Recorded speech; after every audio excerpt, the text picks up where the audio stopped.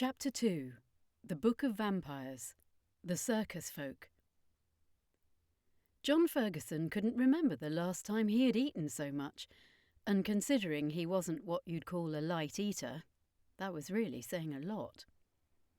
Ferguson was a gluttonous man in virtually all aspects of his life: food, wine, women, and especially wealth.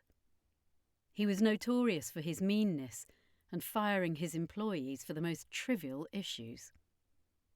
Not surprisingly, he was hated by all his employees and the local community alike. But he didn't care. All Ferguson cared about was maintaining his own selfish, hedonistic lifestyle. Sadly for John Ferguson, however, a lifetime of selfishness was about to catch up to him. The miser often walked home alone, and tonight was no exception. He hated having to waste money on a carriage, and he felt assured that, due to his influence, no one would dare try and attack him in the dark. This night, however, would be different. Ferguson spotted what looked like a shambling figure in the very distance, headed in his direction. Probably a beggar, he thought to himself, and instinctively turned away. It soon became apparent, however, that the beggar was following him. "Oh, great," he thought. "I'll have to actually push him away with my cane again. Why don't these people learn?" Ferguson approached the beggar confidently. "Look, sir, I don't know who you are, and you clearly don't know who I am, or else you wouldn't be bothering me. I've just had a big meal, and I'd like to get home and—" The beggar, who still did his best to conceal his face behind a ragged hood, interrupted Ferguson. "Don't worry. I wouldn't expect any show of humanity from you. Unfortunately for you," the figure said, as he raised his head, pulled his rags back, and revealed his hideous, monstrous face to a petrified Ferguson. "You can now expect the same from me." The figure's skin was white and rock-hard. Its features were long and pointed, whilst its mouth was filled with razor-sharp teeth. Like all vampires, its upper canines, however, were the longest. Its claws were tar-black and long, whilst its hair was thinning and scraggly-looking. As John slowly backed away from the monster in terror, he thought that he could actually recognise the beast for a moment before his fear overcame him. Ferguson raised his cane to the stranger in a pitiful attempt to defend himself. The monster, however, simply batted the cane from his hand. "Listen, whatever you are. If you harm me, there will be consequences, I can assure you. I'm not some useless beggar or jumped-up harlot, like the usual idiots that get picked off in these streets. People would actually care if I went missing." The monster interrupted Ferguson's egocentric pleas. It spoke in a hideous, screeching, hissing voice. "Oh, they'll notice you're gone, but only out of relief you're finally gone. Come now, look closely at this face, the last you will ever see. Don't you recognize me? Or do all the people whose lives you destroy just blur together into one inconsequential mess?" Ferguson looked more closely at the aberration. There was indeed a creeping sense of familiarity in the demonic visage. It finally hit John when the monster raised its right arm from out of the robes it was wearing. John could clearly see that it had a stump where its right hand should be. "Of course. You're that Richards bastard, aren't you? Is this your latest pathetic little prank to try and get back at me for your failure of a life?" Even in the face of certain death, Ferguson's arrogance knew no bounds. Richards had once worked in Ferguson's mill, but due to the greedy tycoon's constant cutting corners, Richards had lost an arm in one of Ferguson's filthy machines. After the accident, he was deemed unfit for work and unable to get another job. Tragically, Richard's daughter later died of rickets, whilst his wife drank herself to death in grief. Richards had always blamed Ferguson for what had happened, and eventually he even tried to attack him in the street. Even with one hand, Richards had managed to overpower Ferguson, but the police apprehended him, and Ferguson, through his connections, was able to make sure that Richards would be in prison for life. Ferguson didn't know how Richards had escaped, but he rather stupidly started to think that he wasn't really a monster. He was sure this was just Richards trying to scare him, and remained defiant. "It's not my fault you were so incompetent you had an accident, or that you were unable to provide for your own family. It's tragic what became of them, but that is your concern. This sad little attempt to scare me with that clown makeup is not going to work. Now, either you let me pass, or I'll make sure they bloody well hang you this time." Richards was still unscared, however, and simply let out a devilish smile before slashing the man he hated more than any other across the face. Ferguson wasn't used to pain, and the sudden shock alone was enough to completely startle him.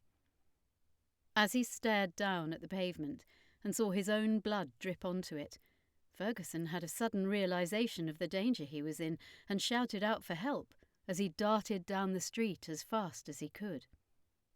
There was no one around, however, and even if there was, no one could save him from the fury of the undead monster that wanted his blood. Just when Ferguson thought he had escaped his undead tormentor, Richard suddenly jumped down in front of him. He hadn't been chasing Ferguson at all. Richards had simply waited until the mill owner was a good distance away and then leaped in front of him. The vampire must have jumped over 40 feet in the air and could clearly see through the fog, no problem. Ferguson knew that he didn't have a chance of escape, and so he now tried to bargain with the monster. "Look, Richards, maybe we can come to some kind of arrangement. I can pull some strings, get you a lighter sentence." Richards wasn't listening, however. Instead, he grabbed Ferguson's right arm and bit right through his skin, veins, muscle, and even bone. With his teeth alone, he ripped Ferguson's hand clean off. Ferguson passed out from the pain and blood loss within seconds, but the vampire wasn't through torturing the miser yet. Richards dug its claws into Ferguson's back and lifted him up off the ground with one hand in a fantastic demonstration of superior vampire strength. Ferguson was a massive man. Richards, in comparison, looked tiny, yet here he was, balancing Ferguson above his head on one finger. If anyone else had been around, it would have looked both a horrifying and comical sight to them. Richards threw Ferguson about 6 feet through the air to the other side of the road. Ferguson landed head first, and for a second Richards was scared that he had finished his enemy too soon. When the vampire went to examine him, however, he saw that, unfortunately for Ferguson, the tycoon was still breathing. The bloodsucker ran one of its massive claws along the bottom of Ferguson's stomach and started to disembowel him slowly. Ferguson awoke from the pain, only to see his former demonic employee holding his intestines in its clawed hand as it started to lick them. The last sight Ferguson saw was Richards bearing down on him, hissing his blood-soaked fangs and spitting Ferguson's own blood over his face. "Come on, love, any longer and we'll be late," Carlene shouted to Brian as she stood by the door with Ashley, Tom and Daniel. She heard no response for a few minutes and started to worry before Brian came staggering out of the bathroom, looking like a badly made-up bed. "Sorry, Miss Vampire, I don't know what came over me," Brian mumbled. "Love, Call me Carlene, remember? Oh dear, you look a right state darling. Here, let me help you get ready. Ashley sighed. I don't see why we're bothering going to this circus. You said you saw the blue woman in the sewers, so tell the authorities and they'll arrest her. Problem solved. Carlene frowned. I told you the authorities aren't often able to deal with this sort of thing, love. Besides, all she did in the sewers was help me. Your little brother might not even be here if it wasn't for that blue siren. I need answers, and I'm going to find them myself. I would have thought you'd have wanted to go to the circus anyway. It's a day out. I hate it. Big, bright, flashy colours to distract idiots from how horrible their lives are, Ashley said bitterly. Well, if it makes you feel any better, it's not exactly my scene either. But like I said, there's something odd with this circus, and I want to find out, Carlene replied firmly. Whilst the two were talking, Daniel sat absorbed in the morning paper.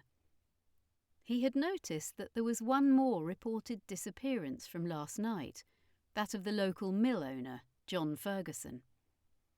Ashley smirked when she heard John had vanished. Miserable old bastard, she said. You wouldn't have to be a vampire to want to tear his neck out. Ashley, Carlene said sharply, I don't care who this man was, don't ever talk that way about someone. Trust me when I say this. No one deserves to die at the hands of a vampire. The young urchin bowed her head somewhat.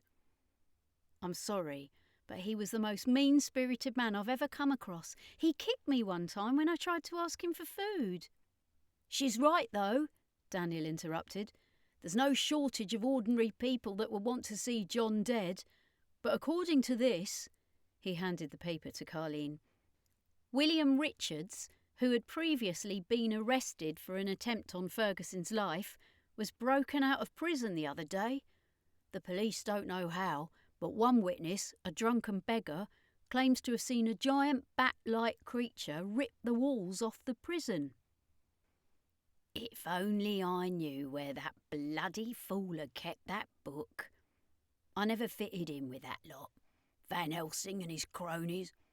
I mean, to be fair, I am a kind of monster, but still, working with them was a nightmare, Carlene said, as she went to check on Brian, who came out of the bathroom dressed in a small penguin suit, looking a lot more energetic than before. Carlene had made sure they all had a good meal, a couple of hours' rest, and clean clothes to change into before going to the circus.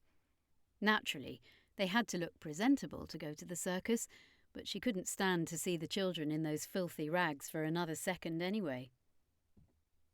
They were sadly forced to walk there, however, as even the local carriage drivers were scared of Carlene. When they finally arrived, many heads turned towards the vampire. They often did, but this time the fact that she arrived with 4 children, teenagers, shocked people all the more. One gentleman in the audience felt so appalled that these children were with a vampire of all creatures that he had to interject. Please, I don't know what you want, but those are children, he said in a scared but still somewhat confident tone.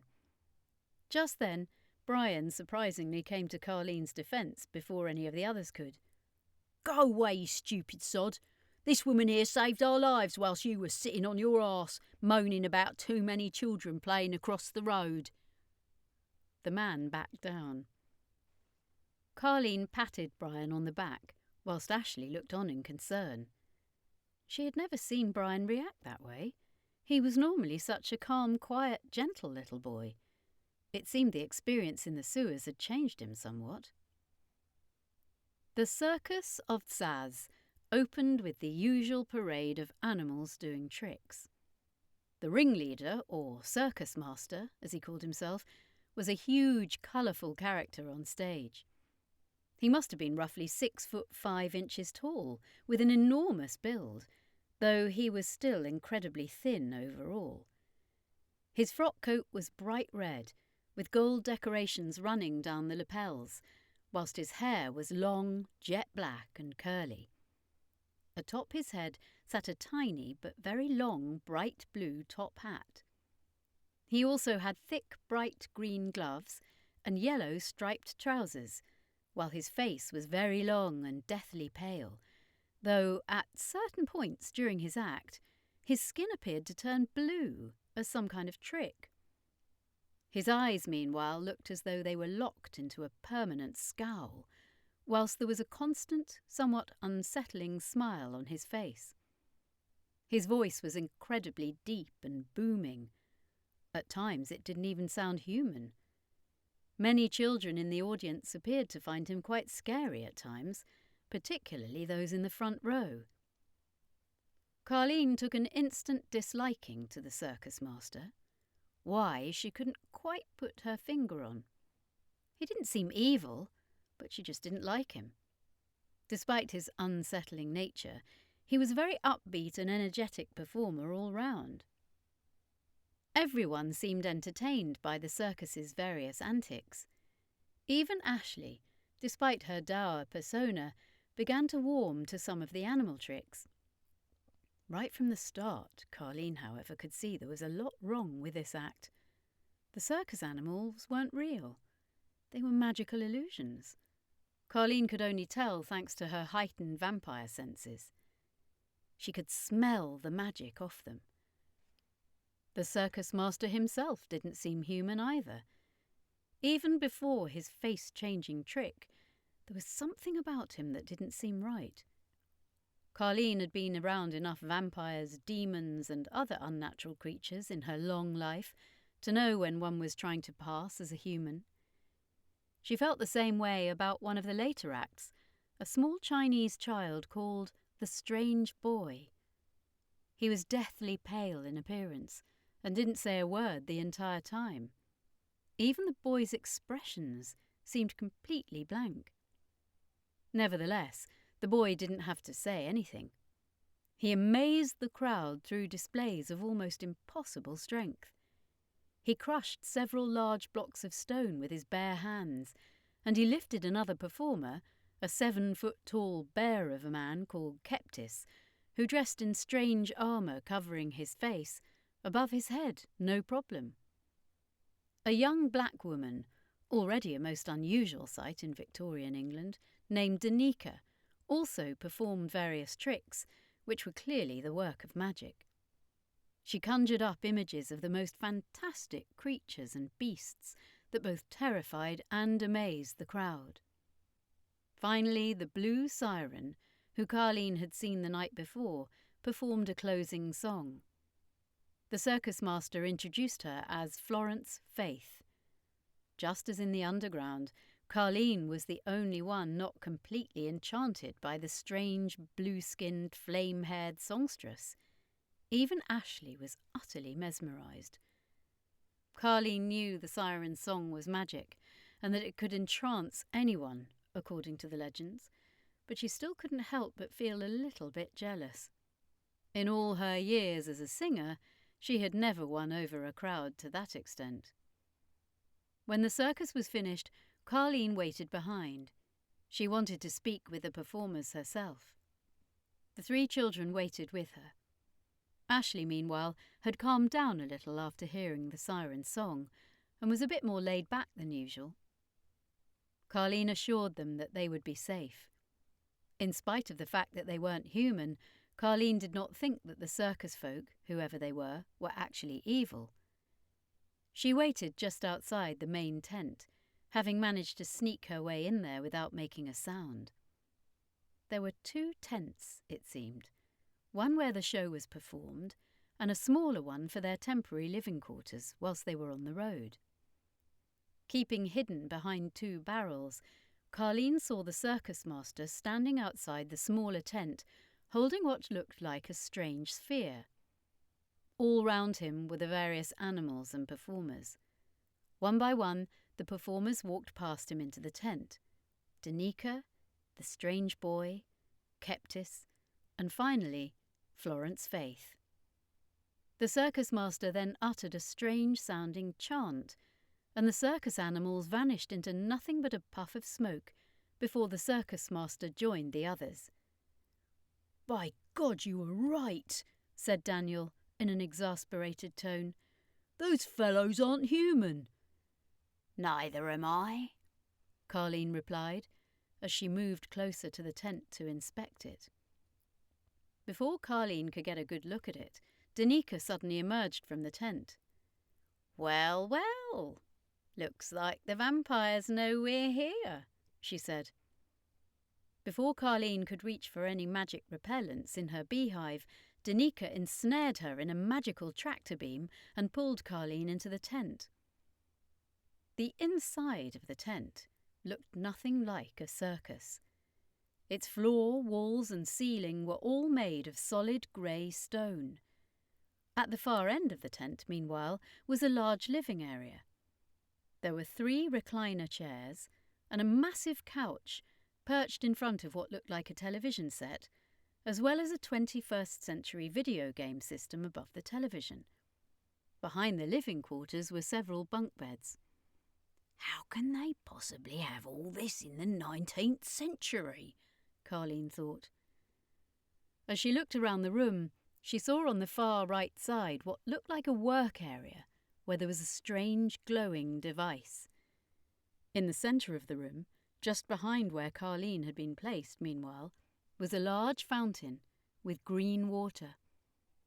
All of the walls were decorated with various paintings from what looked like different eras, whilst on the left side of the room was a bookcase over 20 feet tall.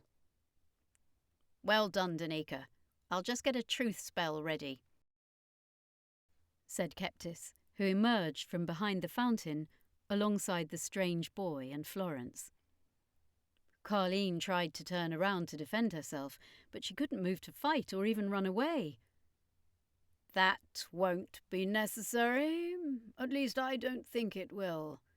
Carlene Phillips, I presume, the circus master said as he emerged from the workplace. What is going on? Who are you? How do you know my name? Carlene asked in confusion. It's okay, Florence interrupted. This is the woman I met in the sewers yesterday. She helped save those children. At least I think. She's a vampire, Dena said. And so am I, and so is the strange boy. Is there something wrong with that? Florence replied. Just then, Daniel, Tom, Brian and Ashley came charging in through the tent doors, which still looked like cloth on the inside rather than stone. Get away from her, you freaks! Ashley, who was ahead of the 3 boys and wielding a pipe, shouted. Relax, young lady. We're not here to hurt any of you. I just need to know why you're here, the circus master said to the 4 urchins. Carlene spoke up. I'm here about the Book of Castran. All of the circus folk gave Carlene a look, except for the strange boy who continued to stare into space. Someone has found it, from wherever Van Helsing left it, and is using it to create new vampire species around London. I had a run-in with one, as did your friend here, in the underground, Carlene explained, before the circus master cut her off. We've only been here for a couple of days, but at my last count there's about 15 new breeds created in the last few months or so, the circus master interrupted. 15? But that's not possible, Carlene gasped. I would have known. Whoever is doing this has a clear plan. They want to create an army of vampires. They're keeping them hidden until the time is right, only turning the best people into vampires. Or, should I say, the worst, the circus master explained. How did you track them down? Carlene asked. Well, we knew they were here from the start. We were told to track them down. By who? It would take too long to explain, and besides, I have some questions I would like to ask of you, young lady, the circus master said. How did you come to know about the Book of Castran? It would take too long to explain, Carlene said sarcastically. From the looks of things, it seems neither of us belongs to this time, Carlene continued, as she glanced round at the television set in the corner. What do you mean? Danica asked. Well, I'm just saying, I know that technology at the back won't be around for about 100 years at least. Before Danica could respond, Carlene suddenly felt herself able to move again. The circus master had disabled Danica's spell. Sorry about that, Danica. I think we need to establish trust with this young woman if we're going to get anywhere, the circus master said. Who is she? Danica asked angrily. She's a vampire, but don't worry, she really is one of the few nice ones alongside our friend Florence. She was thrust through time by powerful magics and now fights evil on the streets of London. Am I right? Pretty much. How do you know all that? Well, let's just say you're right. We're not of this time either. Unlike you, however, we're not trapped. We can move freely through time and space, though everywhere we go, we have a mission to complete. A mission from who? Carlene said with interest. Time itself.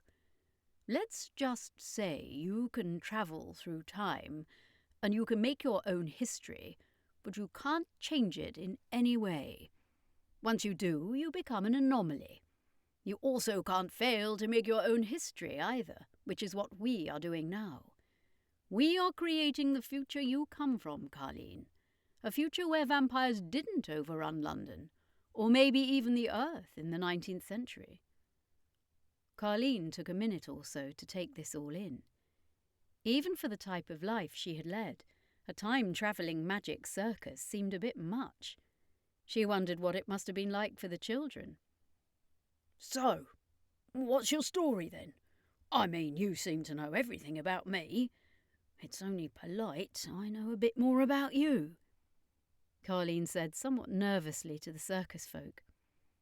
I quite agree, the circus master responded in a somewhat chipper tone. Well, we're all going to be working together. Working together? Danica interrupted. Yes, the circus master said, as he looked round at the rest of the circus folk, who were somewhat confused at first, but soon realised what he meant. My name is Ron Baker, the circus master said. You can call me circus master, though. Everybody does. Why? That not a little bit pretentious? Carlene asked. Well, yes, but I have a greater connection with the magics that power this vessel than anyone else. Let's just say that it chose me. I also prefer not to think about my past as a human. I am a vandal. Oh, I get it. Now I know why I didn't like you. No offence, Carlene said. None taken. It's instinctive. What on earth is a vandal? Tom asked. Vandals are the cousins of vampires, love, Carlene said. They are undead demons who can turn people into members of their own kind, just like vampires. And there are also hundreds of different breeds too. The vandals, however, feed on souls using their claws. The circus master unsheathed his claws, which were each about 6 inches long, to show the children. We stab them into our victims' chests and slowly drain their lives away, and that's if they're lucky, the circus master said, before retracting his claws. We were created by a demon of the same race as Castran, but our father was a sworn enemy of Castran, so vampires and vandals have always hated each other, even just on instinct, he continued. I don't get it, though, Carlene asked. If you were such a bad bloke before you became a vandal, how come you're here, helping people? Well, it's a long story, but all you need to know now is that I'm one of the nice vandals, same way you're one of the nice vampires. So, Carlene continued, after a few seconds of awkward silence, what about the rest of you, eh? The rest of the circus folk didn't seem eager to share much with Carlene. It wasn't that they distrusted her specifically, but they clearly weren't used to sharing much about their lives. My name is Florence Faith, the siren said in an extremely posh, refined voice. It was literally the polar opposite to Carlene's accent. "I was born not far from here, actually. I was the last survivor of the Titanic. The sirens who sunk the vessel turned me just before I went down with the ship. Like you and the circus master, it took a long time for me to come to terms with what I am. Though, to be honest, I still don't think I have. But at least I'm not a danger to anyone anymore. Well, anyone who doesn't deserve it." Dena was the next to speak, but she was very cagey about her past. She simply told Carlene that when she was from the 21st century originally, but that she had been abducted by creatures from another realm of existence where she had learned her magic. She didn't seem to trust Carlene, and the vampire didn't blame her. She really didn't trust any of them much either. Keptis was the next to talk. "I come from Mars, the red planet," he said, as he took off his helmet and revealed his more inhuman face. His skin was completely green, whilst his features, from the human's perspective, looked more exaggerated and monstrous, but thankfully they were not scared. After what they'd seen in the sewers, Keptis's form looked rather mild. "Amazing! A real-life Martian! I always thought there was something in those stories about Martian canals," Daniel said. "There are no canals on Mars, at least not anymore," Keptis said with regret. "I'm sorry, I didn't mean to—" Daniel tried to apologise. "It's okay. I'd just rather not talk too much about it. All you need to know is that I'm not of this Earth, but I've come to appreciate some of its people," the Martian said, whilst looking at Florence, who seemed to almost blush. "So, what about him?" Carlene said, whilst pointing at the strange boy, who stood motionless at the side. "None of us are quite sure," the circus master replied. "He is Shang-Chi, one of the most powerful breed of vampire," Dena interrupted. "I've fought with the Shang-Chi myself. They're strong buggers," Carlene replied. "Yes, they are, and that's why we're lucky to have one on the team," the circus master said, as he patted the little vampire affectionately on the head. "Why is he not killing you, though? Shang-Chi are savage vampires. They're among the most bloodthirsty," Carlene asked. "Like I said, we don't know. There were many legends and stories about the strange boy when we first found him prowling the Chinese countryside. Some say he was a prince who had been infected by the Jiangxi virus, but a wizard was able to preserve his human soul. Another stated that he was the soul of a boy who was placed into the body of the Jiangxi that killed him. Others stated he was cursed to help people. We don't know, but like I said, we're glad he's on our side," the circus master said. Carlene looked at the strange boy for a few more seconds. There didn't seem to be anything under the boy's face, not even a hint of sadness, despite the awful state he was in.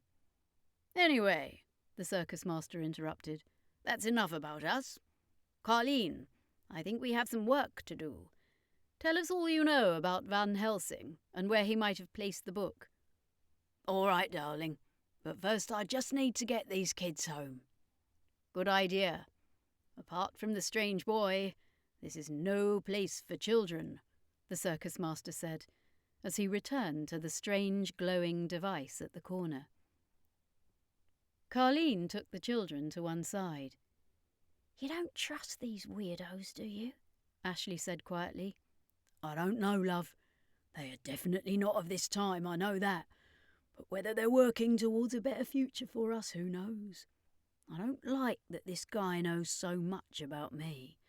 He must have met me in the future or something. Maybe he even killed me. Either way, though, they seem to be the best bet for finding out who created these vampires. It's important that whatever happens, you lot stay out of it." "How can you expect us to do that? Those things took my brother," Ashley said. "Suddenly you care," Brian said under his breath, though Ashley still heard him. "Brian!" Tom shouted. How can you speak to her like that?" "It's okay." Ashley, who was still feeling guilty at having left the boy, said, Now, you lot. I don't want any squabbling. I want you to stay back in my mansion until this is over. If you really want to prove you care about each other, that's what you'll do," Carlene said firmly. "All right, fine," Ashley replied with great reluctance. "I'm going to walk you all home too. No point in taking chances with these vampires running around." The circus folk, meanwhile, had gathered in the workshop area of the tent. "I don't know why you trust this vampire so much. No offence, Florence," Danica, who began working on some device, said. "You know why. Time says I have to. Though I'm afraid I can't reveal too much. But this is one of those rare instances where we know our own future. We have to play this very safe." "Well, I don't have the best experience with vampires, apart from a few exceptions," Keptis said, again looking at Florence. "But I trust your judgment, Circus Master." "It's not my judgment, remember. We're going to need Carlene's help to stop the vision we saw of London being overrun by those bloodsuckers."